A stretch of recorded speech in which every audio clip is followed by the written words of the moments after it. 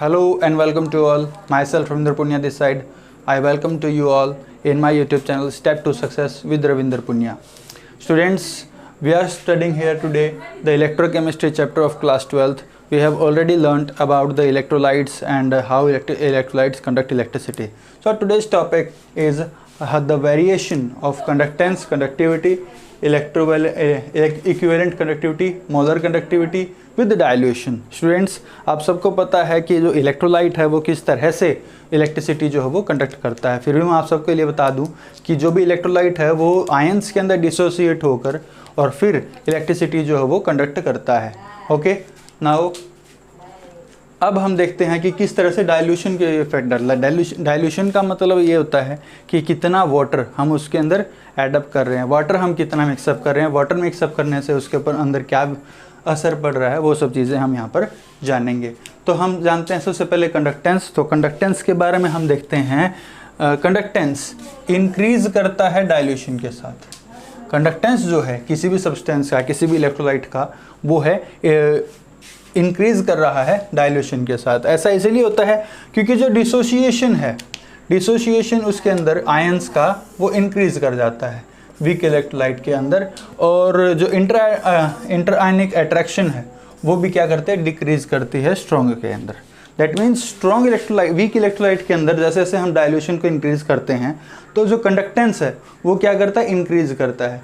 जबकि जो कंडक्टेंस है स्ट्रॉन्ग के अंदर वो क्या करता है, डिक्रीज करता है, क्योंकि इंटर आयनिक अट्रैक्शन जो है वो डिक्रीज कर रही है. Okay, so now coming up to the next, that is specific conductance. अगर हम स्पेसिफिक कंडक्टेंस की बात करें तो स्पेसिफिक कंडक्टेंस क्या है, डिक्रीज करता है डायल्यूशन के साथ. ये ऐसा इसलिए होता है क्योंकि जो नंबर ऑफ आयंस हैं पर सेंटीमीटर क्यूब, ये क्या करते हैं, डिक्रीज करते हैं डायल्यूशन के साथ. डायल्यूशन जैसे जैसे हम लोग इंक्रीज करेंगे तो number of ions 1 centimetre cube volume के अंदर वो क्या करते हैं, डिक्रीज कर रहे हैं, जिसकी वजह से जो डायल्यूशन है, जो स्पेसिफिक कंडक्टेंस है, वो डायल्यूशन के साथ डिक्रीज करेगा. Okay, next the topic is equivalent conductivity. Students, पिछली वीडियो में हमने पढ़ा था कि equivalent conductivity lambda E Q is equals to K we.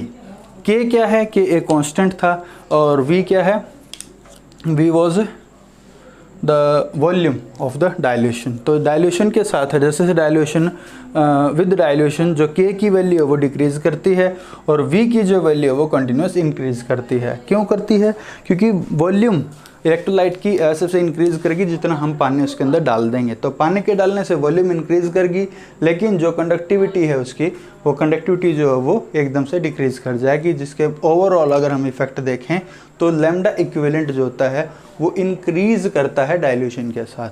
ऐसे ही अगर हम बात करें मोलर कंडक्टिविटी की, तो मोलर कंडक्टिविटी हम लोगों ने पढ़ा था that lambda E Q is equals to K V, यानी कि कंडक्टिविटी और वॉल्यूम की मल्टीप्लिकेशन. तो हम लोग देखते हैं कि डायल्यूशन के साथ जो के की वैल्यू है वो डिक्रीज़ करती है, ठीक है, लेकिन वी की वैल्यू क्या कर रही है, इंक्रीज़. यही चीज़ हमने ऊपर देखी थी, के की वैल्यू डिक्रीज़ और वी की वैल्यू इंक्रीज़, यानी वॉल्यूम बढ़ जाता है और जो कंडक्टिविटी है वो डिक्रीज़ हो जाती है. तो इसलिए हम कह सकते हैं कि जो लैम्डा एम होगा, यानी कि जो मोलर कंडक्टिविटी है वो इंक्रीज़ करती है डायल्यूशन के साथ. ओके, आई होप ये सब चीज़ आपको समझ में आ गई होगी. स्टूडेंट्स, मैं आपको बोलना चाहूँगा कि अगर आप इस चैप्टर को कम्प्लीटली समझना चाहते हैं तो वीडियो को complete till the end watch कीजिए.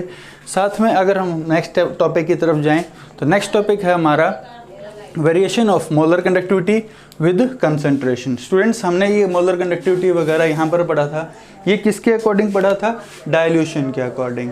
अब हम लोग पढ़ रहे हैं कंसंट्रेशन के अकॉर्डिंग. डायल्यूशन मीन्स पानी कितना मिला रखा है और कंसंट्रेशन मीन्स इलेक्ट्रोलाइट की अमाउंट कितनी है. ओके, तो अगर हम स्ट्रॉन्ग इलेक्ट्रोलाइट्स की बात करें तो जो मोलर कंडक्टिविटी होती है स्ट्रॉन्ग इलेक्ट्रोलाइट की, वो वेरी करती है कंसंट्रेशन के अकॉर्डिंग.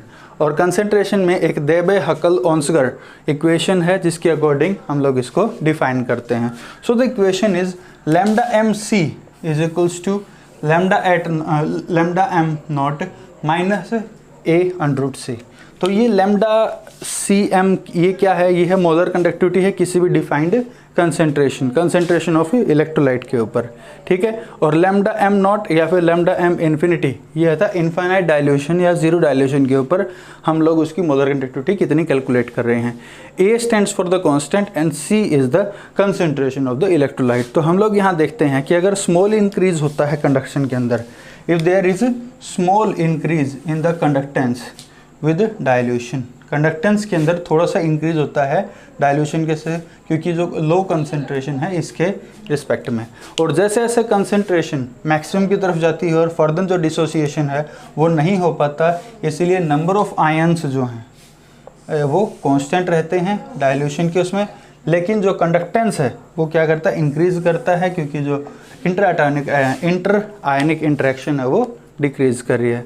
तो स्टूडेंट्स यही चीज़ मैं आपको एक बार से फिर से रिपीट करवा रहा हूँ कि जो स्मॉल इंक्रीज होता है कंडक्टेंस में डाइल्यूशन के अकॉर्डिंग, तो वहाँ पर एक स्मॉल इंक्रीज होता है कंडक्टेंस में डाइल्यूशन के अकॉर्डिंग, जैसे जैसे कंसंट्रेशन मैक्सिमम होता जाता है, जैसे कंसंट्रेशन मैक्सिमम होगा वैसे वैसे जो डिसोसिएशन है वो कम हो जाएगा, और जैसे डिसोसिएशन कम होगा तो नंबर ऑफ आयंस जो होंगे वो हमारे कांस्टेंट रहते हैं, और नंबर ऑफ आयंस डाइल्यूशन के अकॉर्डिंग जैसे कांस्टेंट रहेंगे तो जो कंडक्टेंस है वो इंक्रीज करेगी, क्योंकि जो इंटर आयनिक अट्रैक्शन है वो डिक्रीज होगी। तो students let's study the next topic. अभी हमने देखा कि किस तरह से जो स्ट्रॉन्ग इलेक्ट्रोलाइट्स हैं वो डाइल्यूशन से अपनी कंडक्टिविटी को चेंज कर रहा है। अब हम देखेंगे कि जो वीक इलेक्ट्रोलाइट है उसके लिए डाइल्यूशन, उस पर डाइल्यूशन का क्या इफेक्ट पड़ता है या कंसंट्रेशन का क्या इफेक्ट पड़ता है।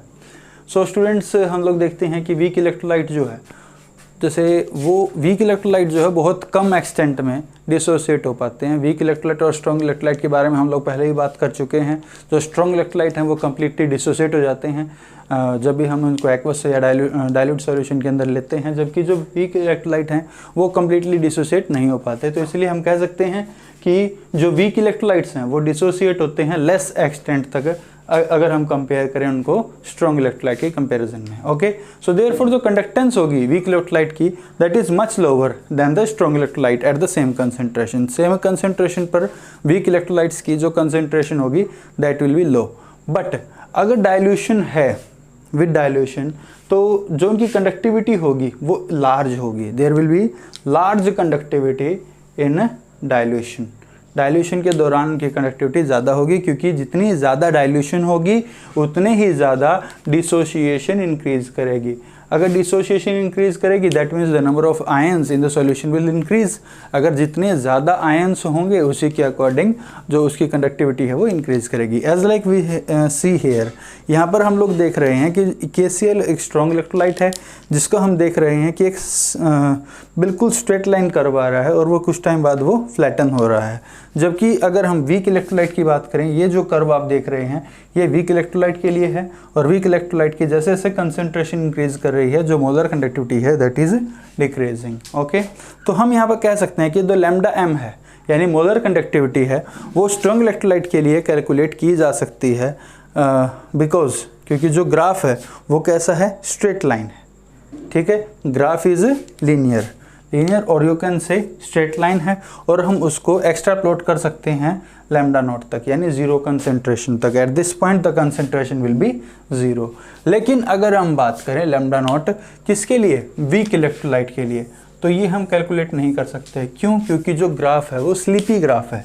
ये ग्राफ जो है एक कर्व टाइप ग्राफ आ रहा है, और कर्व टाइप ग्राफ में ये पता लगाना मुश्किल है कि जीरो कंसंट्रेशन के ऊपर जो उसकी मोलर कंडक्टिविटी होगी वो क्या होगी। तो लैम्डा नॉट जो है वो कैलकुलेट नहीं की जा सकती वीक इलेक्ट्रोलाइट की through with an experiment at high dilution. तो the value of conductivity is also low, conductivity की वैल्यू काफ़ी कम होती है, and which is difficult to measure accurately. तो यहाँ पर हम कह सकते हैं कि जो वैल्यू होती है कंडक्टिविटी की वो काफ़ी लो होगी, और जिसके फलस्वरूप जिसके अकॉर्डिंग हम कह सकते हैं कि उसकी वैल्यू को एक्यूरेट मेज़र करना काफ़ी ज़्यादा हमारे लिए मुश्किल होगा। तो कौन सा ऐसा मेथड है जो हमको ये बता सकता है कि एक्यूरेटली कि किस तरह से हम वीक इलेक्ट्रोलाइट की कंडक्टिविटी को एक्सप्रेस कर सकते हैं। तो स्टूडेंट्स उसका नाम है कोलराश लॉ। अभी हम कोलराश लॉ के बारे में पढ़ते हैं। Students, our next topic is Kohlrausch law. पिछले टॉपिक हमने पढ़ा कि किस तरह से जो कंडक्टिविटी की वेरिएशन है वो हमको जाननी है। तो यहाँ पर हम लोग देखेंगे कि लिमिटिंग मोलर कंडक्टिविटी किसी भी वीक इलेक्ट्रोलाइट की सम होता है उसकी आयनिक कंडक्टिविटीज़, जैसे कैटायंस और एनायन की जो कंडक्टिविटी होगी उनके। अब मैथमेटिकली हम इसको रिप्रेजेंट किस तरह से करते हैं वो आप देखिए कि लैम्डा एम अगर हमें निकालना है कि limiting molar conductivity eight infinite dilution, अगर हमें किसी भी एक इलेक्ट्रोलाइट का निकालना है, suppose AX/BY is the electrolyte, तो हम इसको लिखेंगे X lambda of cation and Y lambda naught of anion. That means ये लैम्डा पॉजिटिव का मतलब क्या है, limiting molar conductivity of cation, और लैम्डा नॉट नेगेटिव का मतलब है limiting molar conductivity of anion. Okay, और x और y क्या है, number of cations and anions present in the unit. For example अगर हम मान के चले हमें NaCl की कंडक्टिविटी निकालनी है, so we will have the conductivity of NaCl like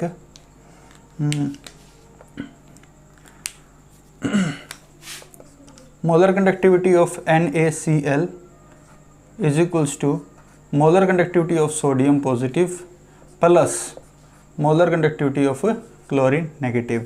तो कंप्लीट NaCl किस तरह से निकलेगी। NaCl वैसे तो एक स्ट्रॉन्ग इलेक्ट्रोलाइट है, लेकिन अकॉर्डिंग टू कोलराश लॉ हम किसी भी इलेक्ट्रोलाइट की कंडक्टिविटी उसके कैटायंस और एनायंस की लिमिटिंग मोलर कंडक्टिविटी के इक्वल रख सकते हैं। तो अब इसकी क्या क्या एप्लीकेशंस हो सकते हैं। सबसे पहली बात तो हमें यह कैलकुलेट करना है कि कितने हद तक, किस एक्सटेंट तक जो इलेक्ट्रोलाइट है वो डिसोसिएट होगा। So we have to calculate the degree of dissociation, that is alpha. So alpha is equals to lambda MC by lambda M naught, where lambda MC is the limiting molar conductivity of electrolyte at concentration C, and lambda naught M is the limiting molar conductivity of the electrolyte. Okay, so coming up to the second application is calculation of dissociation constant of an weak electrolyte। यहाँ तो हम किसी भी electrolyte का देख रहे थे, यहाँ वीक इलेक्ट्रोलाइट के लिए अगर हम देखें तो कंसंट्रेशन हम C मान के चलेंगे। सो Kc is equals to C alpha square 1 minus alpha, where alpha is the dissociation constant or degree of dissociation, C is the concentration and Kc is dissociation constant. Okay, तो next is calculation of solubility. Solubility हमको किसी भी salt की जो बड़ी easily किसी भी दूसरे चीज़ में डिज़ोल्व हो जाता है, तो उसके लिए हम लिखेंगे solubility is equals to conductivity into 1000 by limiting molar conductivity. And the last one which is most important कि अगर हम किसी वीक इलेक्ट्रोलाइट की कंडक्टिविटी निकालना चाहते हैं और वो भी कब, इनफाइनाइट डाइल्यूशन के ऊपर, तो कैसे निकलेगी। तो वो निकलती है, हम किसी भी स्ट्रॉन्ग इलेक्ट्रोलाइट की कंडक्टिविटीज़ को अगर हम जानते हैं तो वीक की कंडक्टिविटी हम बड़ी इजीली निकाल सकते हैं। वो कैसे, सपोज़ हमें एसिटिक एसिड की निकालनी है लिमिटिंग मोलर कंडक्टिविटी अगर हमें इसकी निकालनी है तो वो किस तरह से निकालेंगे। इसका फॉर्मूला है CH3COOH, और हमें 3 की पता है, एज लाइक हमें इसकी पता है HCl की और KCl की, हमें इनकी पता है। पोटेशियम एसीटेट, हाइड्रोक्लोरिक एसिड और KCl, हमें इन तीनों की मोलर कंडक्टिविटीज़ पता हैं, तो हम एसिटिक एसिड की मोलर कंडक्टिविटी निकाल सकते हैं। वो कैसे, हम इन दोनों की कंडक्टिविटीज़ को HCl की और CH3COOH की यानी कि पोटेशियम एसीटेट की जो मोलर कंडक्टिविटीज़ है इनको ऐड करके इसमें से KCl की कंडक्टिविटी को अगर माइनस कर दें तो हम इसको निकाल सकते हैं। तो this was the topic. I hope आपको ये समझ में आ गया होगा। सो अगर आपको ये वीडियो अच्छी लगी तो लाइक, शेयर और कमेंट कीजिए, और वो वीडियो को आगे भी और फॉरवर्ड कीजिए ताकि सभी बच्चे इसका फ़ायदा उठा सकें। Thanks for watching.